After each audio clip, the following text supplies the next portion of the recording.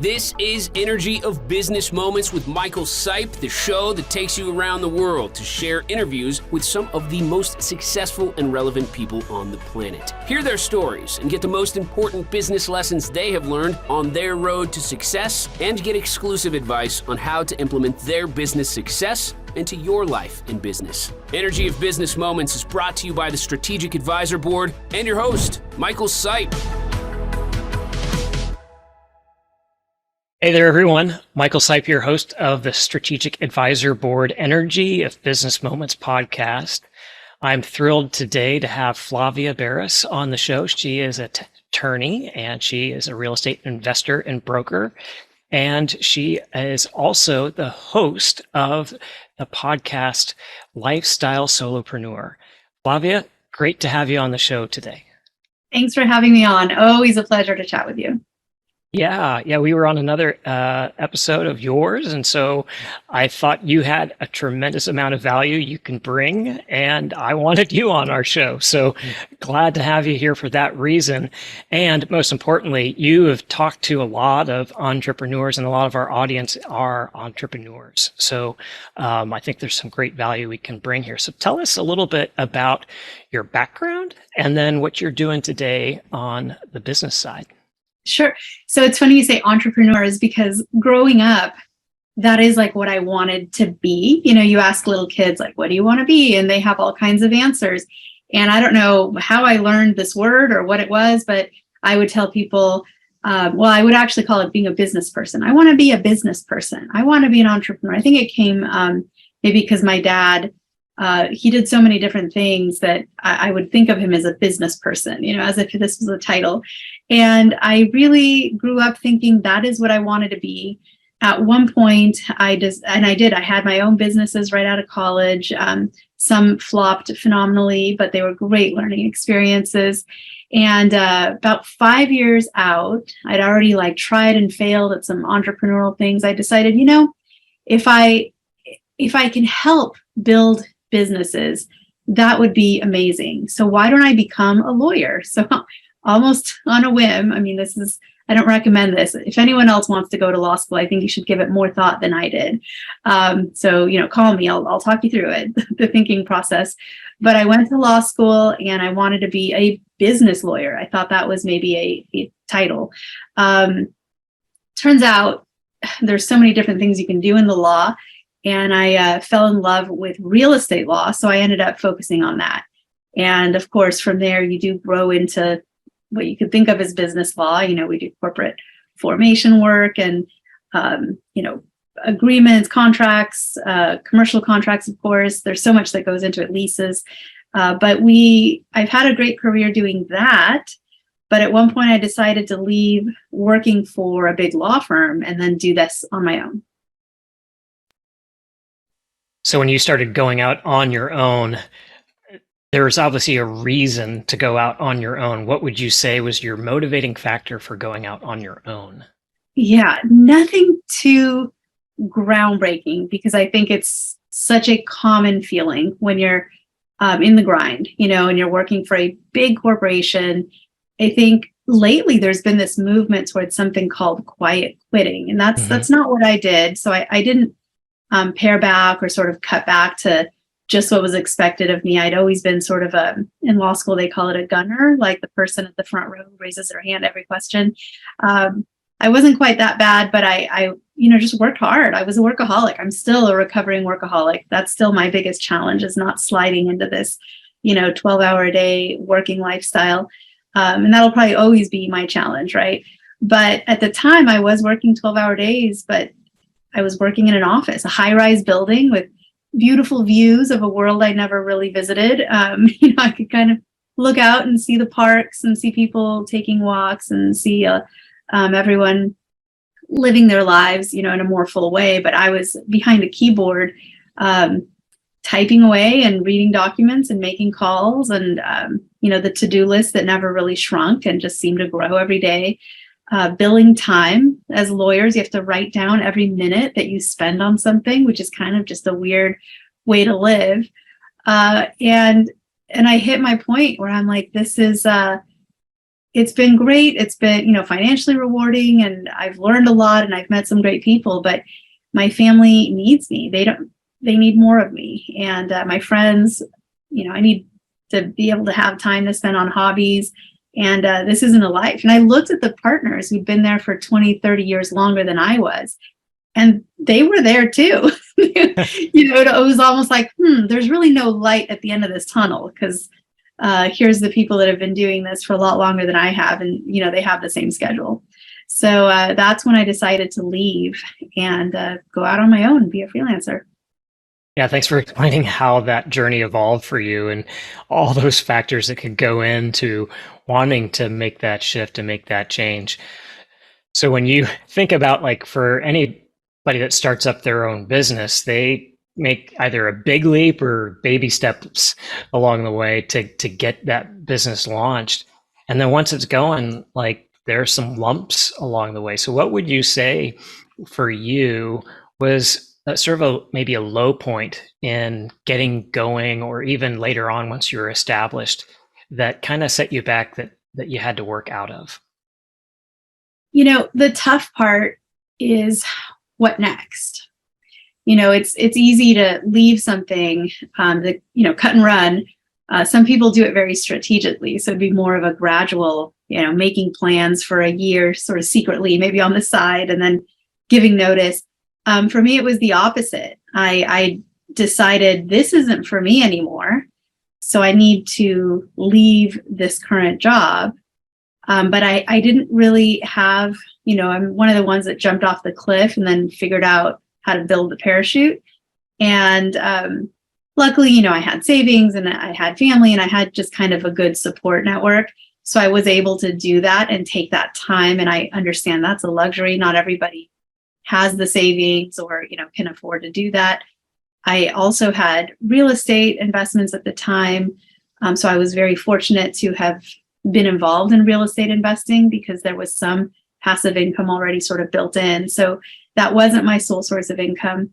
But it's, there's that moment of, okay, who do I want to be when I grow up? It's like all that, when you're in college and you sort of dread that same exact question when people ask you, so what's your major, and what are you going to be, and what are you going to do? And you just feel like you're getting corralled in, and you don't want to give an answer.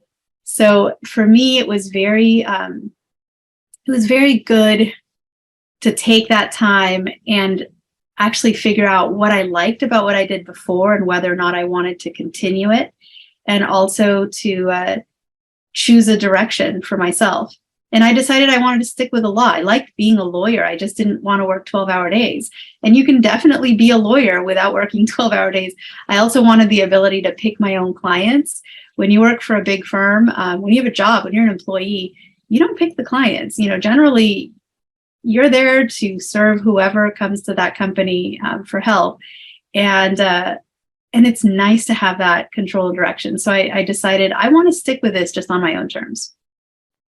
Yeah, great. Well, there are some motivating factors for why we choose what we do, especially in business. Now, when these challenges come to our business, because every business owner, right, has challenges. So sometimes it's raising financing to go and launch the next product. Sometimes it's employee turnover and having too much employee turnover. With you having that ability to kind of neck down to who your clients were and control the hours you had during the day devoted to the business, were there any setbacks that you had, and how did you deal with it? Sure. I mean, it's so hard too when you go out on your own doing whatever it is you're doing, consulting, coaching. There's so many different ways where you can be a freelancer, self-employed, right? And even though you no longer are beholden to a boss or a company, you don't have to take all those clients. It is also really nice to have the constant flow of clients, right? When you work for a company, you're not out there unless you're in sales, and then that is your only job. But as a lawyer, generally the work gets given to you, and you do your work and you do a good job. And yeah, maybe it's not the client you would have picked, but it was there for you. When you're out on your own, as a coach, whatever you are, as a company of one, you're also your own sales department. And so you have to constantly bring in business and work and outreach to your clients. And not everybody who's in the service industry professionally and at the corporate level worked in sales. So not everyone knows the art of self-promotion, and not everybody knows how to pick up the phone and make those calls, or the outreach to your existing clients and out there to try to get new clients. And so that is a huge challenge, and there's no real training out there for entrepreneurs on here's how you can become your own self-promotion machine. I mean, maybe there is, and I didn't take that class. So for me, I had to learn from scratch, and I realized it's much easier to talk to people who already know you and have worked with you before to get referrals and clients that way than it is to do any kind of cold outreach or just, advertising. But it's all important. And so you quickly learn how to do that. Yeah. Well, that makes a lot of sense. And that referral network is probably one of the strongest ways to get going on a business. So when I talk with our guests here on the show, sometimes we talk about, the energy that we bring, those thoughts attached to the emotions, and then the actions or behaviors that we do associated to those thoughts and emotions. And so, throughout the day, we can go through a roller coaster of emotions. And sometimes there can be some great highs out of that, one of gratitude or joy or just absolute passion for what we do. So for you and your business, what would you say was an example of you enjoying the high in the business emotionally that contributed to that higher level energy? So I do a lot of work in real estate. And the nice thing of it, I should add, this is before law school. This is many, many years ago. I used to be a wedding planner. For 5 years, I coordinated weddings in San Diego, California, which is just a beautiful sort of wedding venue location, right? We have beaches and parks and beautiful hotels, and, half the stuff has an ocean view. So it was really fun to be a wedding coordinator in San Diego, I have to say. And what was interesting about that job is there'd be all this buildup, and then there'd be the big day. Like there was sort of a start point and an end point to the matters and the transactions. Which later, when I started doing real estate, I was like, wow, being a wedding coordinator was the closest thing to being a real estate lawyer. And it doesn't even make sense if I said that to you, but it really is, because there were checklists and preparation and coordination with other vendors. Like I'd call the surveyor. Oh, is the survey ready yet? Like I would earlier call the cake baker. Oh, is the cake, do you have all you need for the specs on that cake? And then everything's working towards this big day, right? The big closing, which for weddings is the wedding. And for real estate usually is the day that it closes. Everything is signed and the deed records and everybody celebrates. And I'll never forget, though, one of my very first transactions, I was working at the big firm. Our client is a very large website that everyone here will know of. It was actually one of the first huge websites back in the 90s and 2000s, household name. And we did a really big transaction where they were purchasing a lot of land to build a data center, to house like a lot of their activity, right? Their servers. And this data center property was very problematic. I mean, it was just, there were so many issues involved that at the very end of it, all the lawyers on the deal, we got a hard hat with a company logo on it, like a construction hard hat, and a piece of it, a plaque to put on the wall. It's actually the plaque is a bronzed piece of the real estate that was problematic the whole time, so that we could always remember this. But the funny part is we were at the closing ceremony where people are actually signing the documents. And one of our team, it wasn't me, and I'm not going to call out who it was, but one of the lawyers knocked over the champagne glass, and the champagne literally flooded across the table and got all the documents. So it was one of those funny stories where, even in the moment of your highs, something could still kind of go wrong, and you got to start from scratch. But we make a habit of celebrating all the wins. So whether we help somebody, let's say, purchase, a $300,000 condo or it's a, $30 million commercial property, we will celebrate, and we will usually go out to some sort of a celebratory brunch or lunch or dinner. I like to put on music when something goes really, well, because it feels like a party, and I think you have to, because if you don't take the time to celebrate the wins, I mean, what's it all for? You end up living kind of back, the way I was, stuck in an office for 12 hours a day where everything's just kind of monotonous. So I'm into celebrating the wins for sure. Yeah, celebrating your wins is great. And there's sort of that cycle, right, of being and then doing and then having, right? And so sometimes we can get stuck in the doing and all we do is do, and we don't actually get a chance to appreciate the moment in the having part of the cycle. And so having and recognizing those wins becomes so valuable, because then you can start continuing the cycle and going, okay, well, I'm here now. Now what do I do next? So I love that, because that helps break that monotony you're talking about.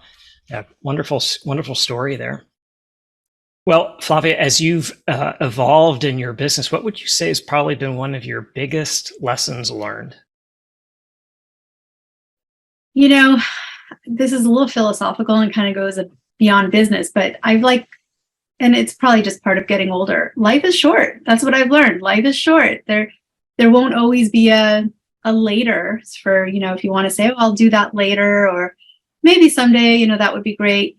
There may not be a someday, there actually is limited time. There isn't this unlimited canvas ahead of you where you can truly do, anything at any point. At some point, you really have to choose among things. It's almost like we're this huge, salad bar of life, and you literally just have your 90 or 100-year plate. Like that's what you're going to end up being able to fill. So you have to be very choosy. You gotta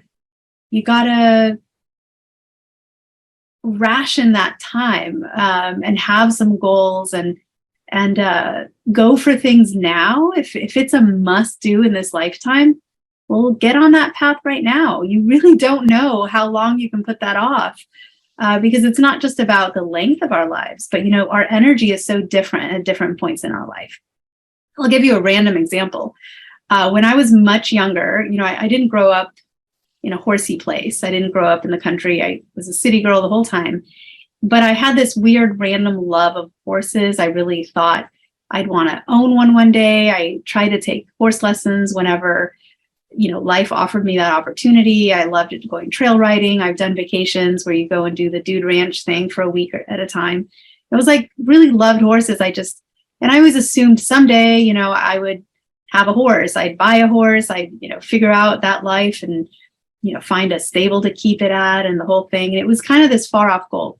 But I never did it. And now today, I don't want to do that because I'm in a different place. The thought of needing to go and take care of a horse every morning, or, the obligation to ride that horse, because horses are not like motorcycles, which my husband points out to me all the time.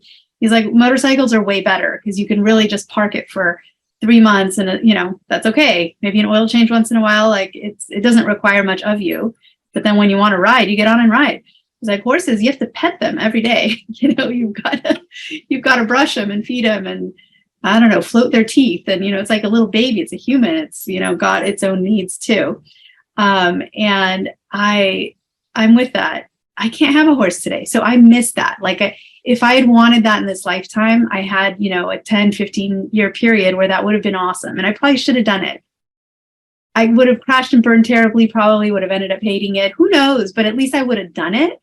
I never did. And at this point, I don't want to anymore. So there's also just phases of our life too.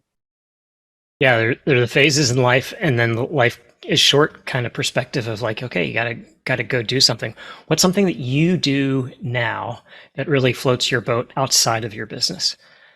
Wow, I love hobbies. I live for hobbies. That salad bar, or whatever you want to call it, like the ice cream counter with all the ice cream flavors. It's funny because with food, I'm actually like, I have my favorites and I stick to those. But with hobbies and things to try, I like to be all over the place.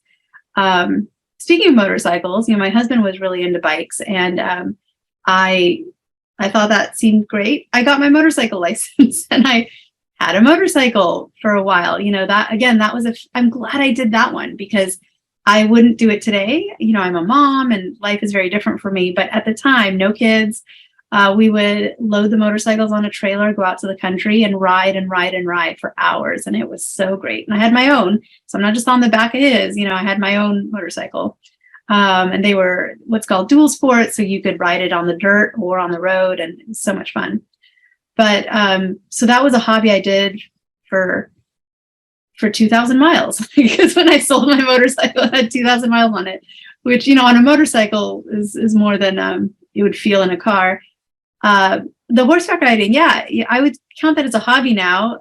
I do still try to go whenever I can. I just, it's not really a goal to own my own horse, but I still love horses and doing like Western type vacations places.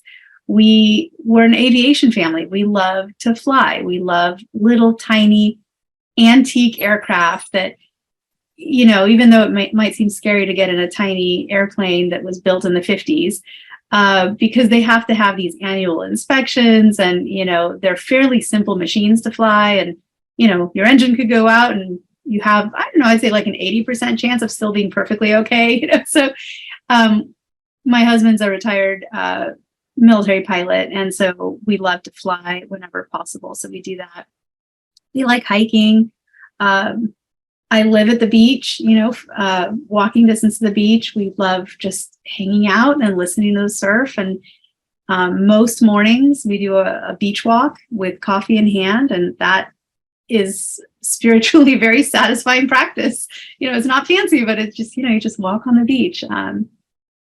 Yeah, I would say I could go on for hours, but I'll end there, because that, but that gives you an idea of sort of the things I like to do. Yeah, I'm glad you shared all that, because what's interesting, of course, to me is whenever we have a hobby that we enjoy doing, right, it provides an uplift for us in whatever form. And so you talked about a bunch that you could just hear in your voice how much you enjoy doing that. And when you contrast that with the challenges we have of being a business owner, sometimes those business challenges can really weigh us down. So having a balance in our life where we have something else to uplift us, not just have another activity for diversity, but actually have something that uplifts us, is a great way to help overall raise our energy. And I love that you answered it that way, because it does highlight that, yeah, as a business owner, you got to take care of yourself. And part of that might be doing some sort of hobby that really inspires you or makes you feel great. So good stuff there. Awesome. Yeah, something with flow, something where you get lost in it. Mm-hmm. Like, where you can really, truly just stop thinking about everything else in your life. There's so many hobbies. Yeah, we could keep going for a while talking about some of this, but I would love to kind of get your perspective on one of our favorite questions. And that one is, if you could meet anybody, deceased or living, who would that be and why? Well, it's no one you would have heard of or known. So my dad passed away when I was fairly young. I was probably in my, I don't remember exact age, but like mid-20s, pretty young. And I would love to be able to meet him again, talk, and maybe I will, we don't know what happens next. I might join him wherever he is. But it would be so amazing to talk to him. He was an entrepreneur, like, entrepreneur of entrepreneurs. You'd ask him, what are you working on right now? And he's like, well, we just broke ground on this new development. We're doing this like resort, but it's themed. We're going to have these giant butterflies like as decor. And I mean, this is actually a true story. He's like, and we're going to make it, these like a really just fun place to go and spend the weekend. And then we've got these like a mineral mine, and there's something going on there where we are discovering this new technique on how to mine. And he was spread among so many different things, but he was never spread too thin. And I've tried to live up to that myself, and I hope I've done it even half as well as he did. And so I would love for the opportunity to talk to him and share what I'm doing now. He never got to meet his daughter. He never got to like see what I did. He passed away before I even went to law school. And he was always one of the biggest advocates of education. And he had always said I should go to law school. I'd make a great lawyer. And I'm sure that factored into my decision to go. He didn't push me into it, but he'd be so proud. So that's the person I wish I could talk to again today. Yeah, what an incredible opportunity that would be to talk with him, because it meant so much to you, for him as a sort of a role model in a lot of ways for you, and then to share in that success and be in the presence again, obviously would be good too. So good topic, good pick. Yeah.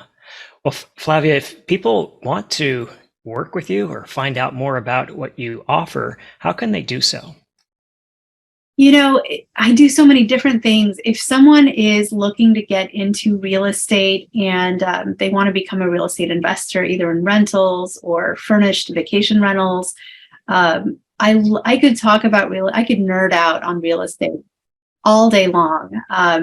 My brokerage's website is Bookmark Realty. So Bookmark Realty, we have colleagues and agents all over the country. So anywhere you want to buy or sell real estate, you can go to Bookmark Realty. You can reach me directly that way.